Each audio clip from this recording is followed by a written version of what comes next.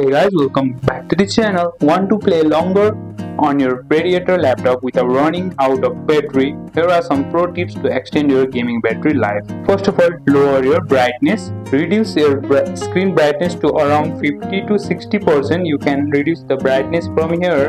Keep it 50 or 60%. Then display is one of the biggest battery drainers, so lowering it adds extra gaming time. And another step is to switch to hybrid graphics. Open NVIDIA control panel, search your NVIDIA control panel and open it.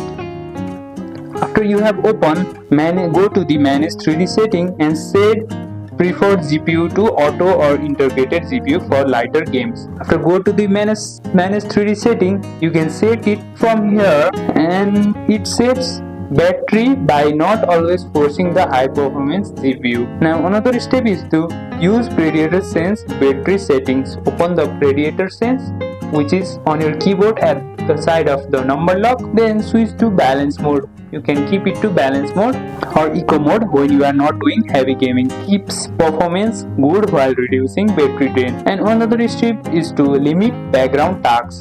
Close apps like Chrome, Spotify and other Discord while gaming.